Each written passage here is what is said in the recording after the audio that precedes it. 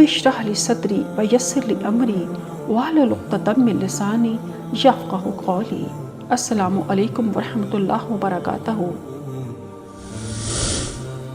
ہمیں یہ جاننے کی سخت ضرورت ہے کہ تربیت اقوام اور قیام حکومت کے سلسلے میں طریق نبوی کیا تھا، اور اقوام و ملل اور حکومتوں کے بارے میں سنت الہی کیا ہے۔ اور نبی کریم صلی اللہ علیہ وآلہ وسلم نے جب انسانی دنیا میں دعوت الہی کا آغاز کیا تو آپ صلی اللہ علیہ وآلہ وسلم نے ان اقوام کے ساتھ کیا طرز عمل اختیار کیا تاکہ ہم اپنی دعوت اور اپنے دین کے استحکام کے لیے آپ کی سیرت طیبہ سے صحیح رہنمائی حاصل کر سکیں اور اپنی عمارت اس منہج سلیم پر استوار کر سکیں جس کے اصول و فروع کتاب و سنت سے ماخوذ ہوں۔ اللہ تعالیٰ کا فرمان ہے، لَقَدْ كَانَ لَكُمْ فِي رَسُولِ اللَّهِ أُسْوَةٌ حَسَنَةٌ، یقیناً تمہارے لیے رسول اللہ صلی اللہ علیہ وآلہ وسلم کی زندگی میں بہترین نمونہ ہے۔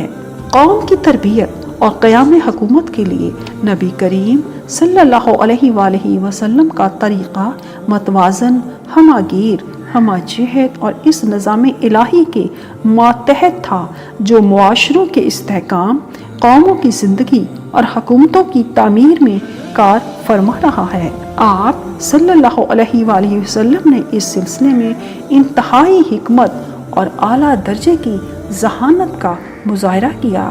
درجہ بدرجہ آگے بڑھنے کا معاملہ ہو یا باہمی کشمکش اور ابتلا کا ذرائع کے حصول کی بات ہو یا افراد میں تبدیلی لانے کی، آپ صلی اللہ علیہ وآلہ وسلم نے اپنے صحابہ کے دلوں میں اللہ کے دین کا پودا، اس کے تمام تر مفاہیم اور اقتدار و نظریات سمیت کاشت کیا، اور اللہ تعالیٰ انسان، کائنات، زندگی، جنت، جہنم اور قضاء و قدر کے بارے میں صحیح تصورات ان کے دلوں میں راسخ کیے۔ آپ صلی اللہ علیہ وآلہ وسلم کے صحابہ بھی آپ کے منہج تربیت سے بہت زیادہ اثر لیتے تھے اور آپ کی ہدایات کی پابندی کرنے کی مکمل کوشش کرتے تھے۔ باہر جانے والا جب پلٹ کر آتا تو اپنے ساتھیوں سے پوچھتا کہ انہوں نے نبی کریم صلی اللہ علیہ وآلہ وسلم کے کیا کیا معمولات دیکھے ہیں، آپ نے کیا تعلیمات و ہدایات دی ہیں، اور میری غیر موجودگی میں کون کون سی آیات نازل ہوئی ہیں۔ وہ ہر چھوٹے بڑے کام میں رسول اللہ صلی اللہ علیہ وآلہ وسلم کے نقش قدم کی اتباع کرتے۔ یہ نہیں کہ دینی معلومات حاصل کرنے کا اس قدر اہتمام ان کی اپنی ذات تک محدود تھا، بلکہ وہ اپنی اولاد اور دیگر احباب کو بھی اس کی تلقین کرتے تھے۔ سیرت النبی اور انسائکلوپیڈیا سیرت نبی صلی اللہ علیہ وآلہ وسلم میں سیرت کے احداث و واقعات کو جمع کیا گیا ہے، جن سے ایک محقق اور ایک سننے والے کے سامنے یہ حقیقت عیاں ہوگی کہ بعثت سے پہلے دنیا کی حالت کیا تھی اور بعثت کے وقت کن تہذیبوں کو بالادستی حاصل تھی، اور ان کی سیاسی، معاشی، معاشرتی اور اخلاقی صورتحال کیا تھی۔ نبی کریم صلی اللہ علیہ وآلہ وسلم کی ولادت سے پہلے کون سے اہم واقعات رونما ہوئے، وحی کا نزول کیسے ہوا، دعوت دین کو کن کن مراحل سے گزرنا پڑا، عہد مکی میں نظریاتی، اخلاقی اور اطاعت و بندگی کی بنیادیں کیا تھیں،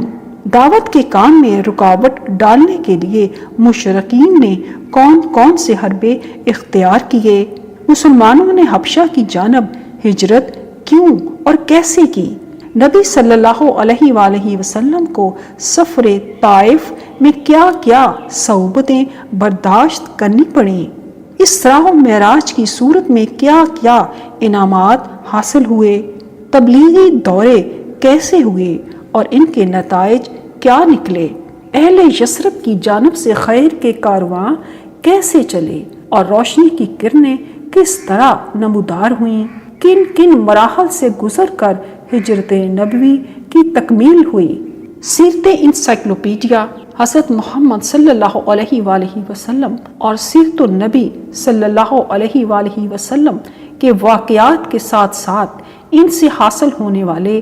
درسوں اور نصیحتوں اور نتائج سے بھی باخبر کر دے گی، تاکہ موجودہ بین الاقوامی حالات میں مسلمان اس سے مستفید ہو سکیں۔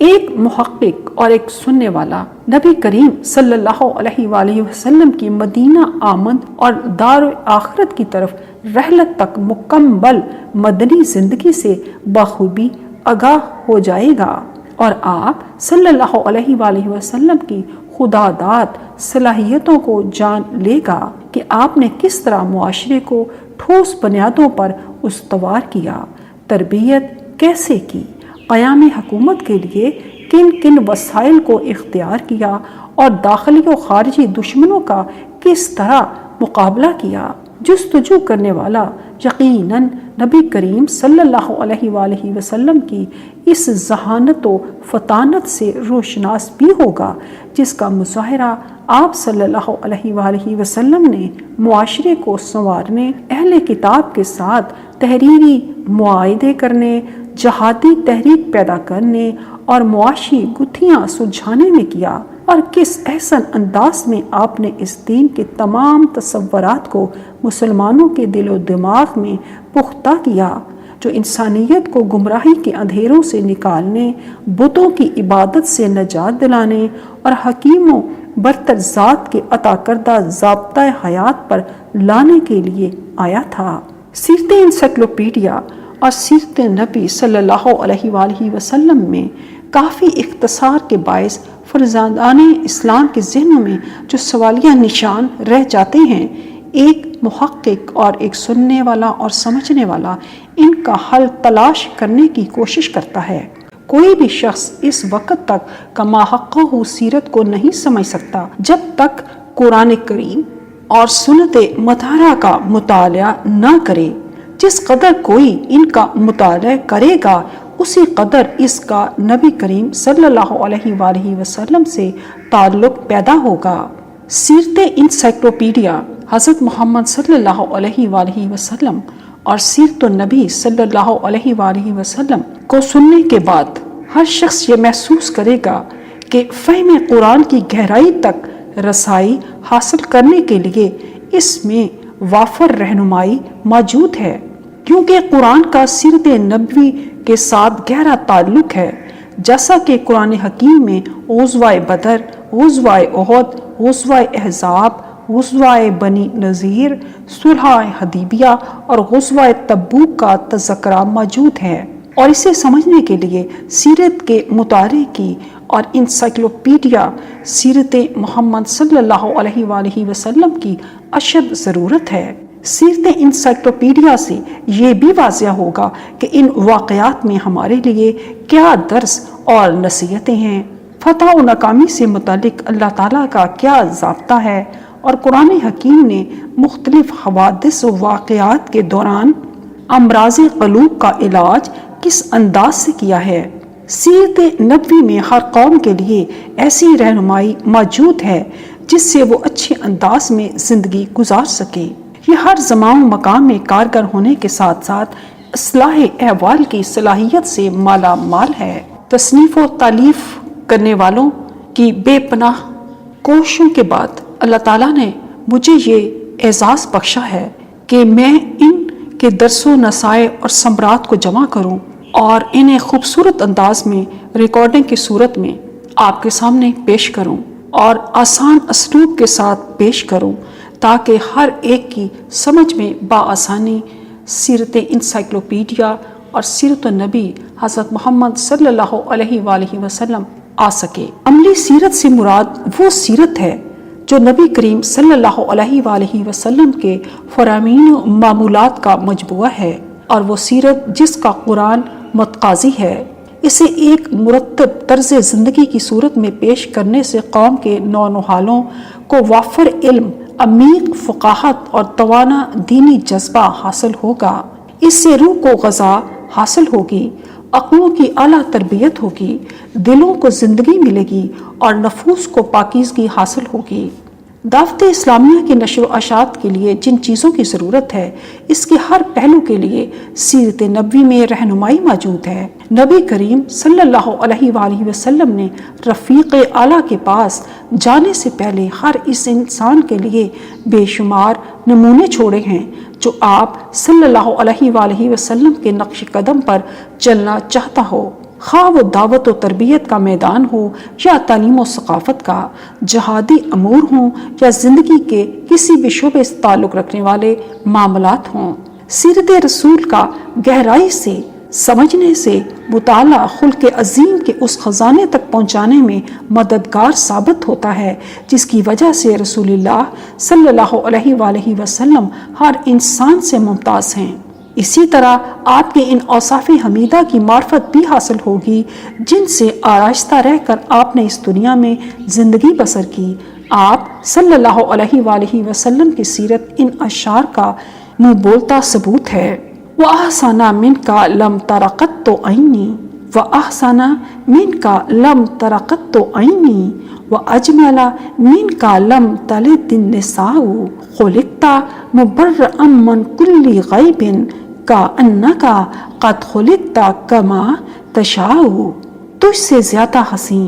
میری آنکھ نے کبھی نہیں دیکھا اور تجھ سے زیادہ خوبصورت عورتیں پیدا نہ کر سکیں۔ تجھے ہر عیب سے پاک پیدا کیا گیا، گویا کہ تیری تخلیق تیری پسند اور چاہت کے مطابق ہوئی۔ مجھے یہ ہرگز دعویٰ نہیں ہے کہ میں نے کوئی ایسی چیز پیش کی ہے جو پہلے لوگوں کی استطاعت سے باہر تھی۔ رسول اللہ صلی اللہ علیہ وآلہ وسلم کی شان تو بہت بلند ہے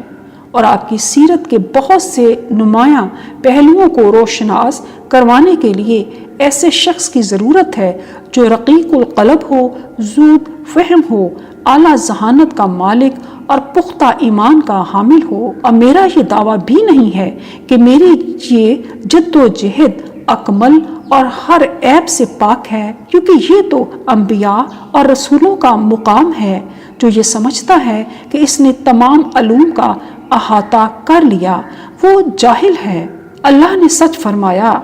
وَمَا أُوتِيتُم مِّنَ الْعِلْمِ إِلَّا قَلِيلًا، اور تمہیں تو بہت ہی تھوڑا علم دیا گیا ہے۔ علم تو بحر بے کراں ہے۔ ایک شاعر نے کتنی سچی بات کہی ہے، جو شخص علم میں کسی حکمت کا دعویٰ کرتا ہے اسے کہیے کہ تو نے ایک چیز محفوظ کی ہے اور بہت سی چیزیں تجھ سے چھپی ہوئی ہیں۔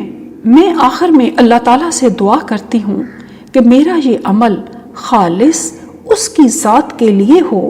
اور اس کے بندوں کے لیے نفع مند ہو، اور اللہ تعالیٰ مجھے ہر حرف پر اجر عطا فرمائے اور اسے میری نیکیوں کے میزان میں رکھے، اور میرے ان تمام بھائیوں کو بھی اجر عظیم عطا فرمائے۔ میں آخر میں اللہ تعالیٰ سے دعا کرتی ہوں کہ میرا یہ عمل خالص اس کی ذات کے لیے ہو اور اس کے بندوں کے لیے نفع مند ہو، اور اللہ تعالیٰ مجھے ہر حرف پر اجر عطا فرمائے اور اسے میری نیکیوں کی میزان میں رکھے، اور میرے ان بھائیوں کو بھی اجر عظیم عطا فرمائے جنہوں نے میری اس دعوت حق کے کام کو اور اس کی تکمیل کے لیے مجھ سے ہر ممکن تعاون کیا۔ ایک شاعر نے کیا خوب کہا ہے، میں لنگڑے پن کے ساتھ عظیم لوگوں کی سواریوں کے پیچھے چل پڑا ہوں، اس امید سے کہ ٹیڑھے پن کی وجہ سے لاحق ہونے والی کوتاہیوں کی تلافی کر لوں گا۔ اگر میں ان کے سبقت لے جانے کے بعد بھی ان سے جا ملا تو حیران ہونے والی بات نہیں۔ آسمان والے رب کے لوگوں پر کتنی وسعتیں انعامات ہیں، اور اگر میں بے آب و گیا زمین میں خالی ہاتھ زادے راہ اور سواری سے محروم ہو کر ہلاک ہو جاؤں تو ایسا ہو جانا لنگڑے پن کے ہوتے ہوئے کوئی عیب نہیں ہے۔ سبحانک اللہم و بحمدک اشہد ان لا الہ الا انت استغفرک و اتوب الیک۔ اے اللہ تو ہر عیب سے پاک ہے اور تیری ہی تعریفیں ہیں۔ میں گواہی دیتی ہوں کہ تیرے سوا کوئی معبود نہیں۔ میں تجھ سے مغفرت چاہتی ہوں اور تیری طرف رجوع کرتی ہوں۔ وما علینا الا البلاغ۔